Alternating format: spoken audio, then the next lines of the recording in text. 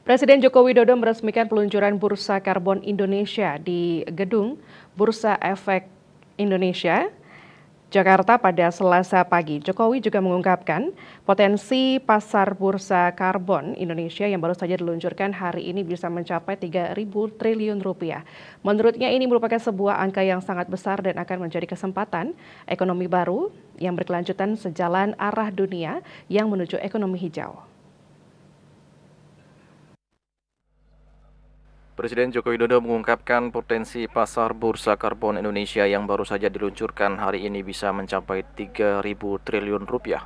Hal itu dikemukakan Presiden Joko Widodo dalam acara peluncuran Bursa Karbon Indonesia di Gedung Bursa Efek Indonesia Jakarta pada Selasa 26 September 2023. Jokowi menyebut dalam catatannya ada kurang lebih 1 gigaton CO2 kredit karbon yang bisa ditangkap dan jika dikalkulasikan potensi bursa karbon bisa mencapai 3.000 triliun rupiah bahkan lebih. Menurut Jokowi ini merupakan sebuah angka yang sangat besar dan akan menjadi kesempatan ekonomi baru yang berkelanjutan sejalan arah dunia yang menuju ekonomi hijau. Jokowi mengatakan dampak lingkungan akibat perubahan iklim dan polusi sudah dirasakan saat ini. Oleh karena itu perlu dilakukan langkah konkret dan keberadaan Bursa Karbon Indonesia merupakan kontribusi nyata Indonesia untuk berjuang bersama dunia melawan krisis iklim. Hasil dari perdagangan bursa ini akan diinvestasikan lagi untuk mengurangi karbon.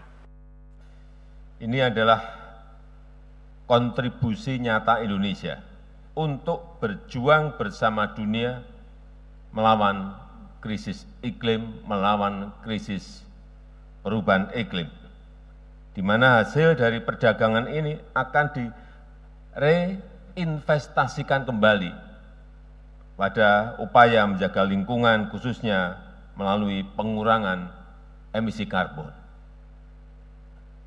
Karena negara kita, Indonesia, memiliki potensi yang luar biasa dalam nature-based solution dan menjadi satu-satunya negara yang sekitar 60% pemenuhan pengurangan emisi karbonnya berasal dari sektor alam.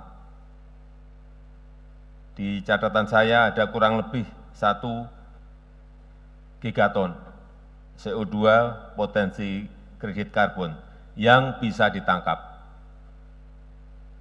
Dan jika dikalkulasi, potensi bursa karbon kita bisa mencapai potensinya 3.000 triliun, 3.000 triliun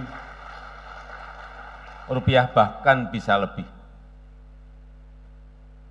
Sebuah angka yang sangat besar. Yang tentu ini akan menjadi sebuah kesempatan ekonomi baru yang berkelanjutan dan ramah lingkungan sejalan dengan arah dunia yang sedang menuju kepada ekonomi hijau. Dalam kesempatan tersebut, Jokowi juga meminta agar standar karbon internasional dijadikan sebagai rujukan dan memanfaatkan teknologi untuk transaksi.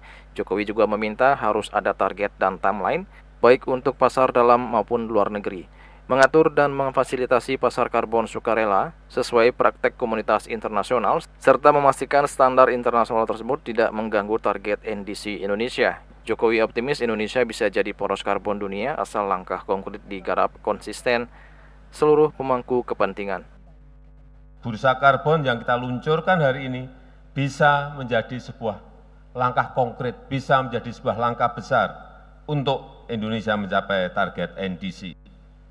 Oleh sebab itu saya minta yang pertama, jadikan standar karbon internasional sebagai rujukan. Manfaatkan teknologi untuk transaksi sehingga efektif dan efisien. Yang kedua, harus ada target, harus ada timeline, baik untuk pasar dalam negeri dan nantinya pasar luar negeri atau pasar internasional. Segera masuk ke sana. Yang ketiga, atur dan fasilitasi pasar karbon sukarela sesuai praktek di komunitas internasional dan pastikan standar internasional tersebut tidak mengganggu target NDC Indonesia. Saya sangat optimis Indonesia bisa menjadi poros karbon dunia, asalkan langkah-langkah konkret tersebut digarap secara konsisten dan bersama-sama oleh seluruh pemangku kepentingan, baik oleh pemerintah, oleh swasta, masyarakat, dan bersama-sama dengan stakeholders lainnya. Diluncurkannya IDX Karbon menjadi tonggak sejarah bagi Indonesia dalam mengatasi perubahan iklim. Bursa Karbon Indonesia nantinya berada di bawah naungan Otoritas Jasa Keuangan OJK, sementara PT Bursa Efek Indonesia adalah penyelenggara bursa karbon. Dua produk unit karbon yang diperdagangkan adalah persetujuan teknis batas atas emisi pelaku usaha PT BAE PU dan sertifikat pengurangan emisi gas rumah kaca SPEGRK.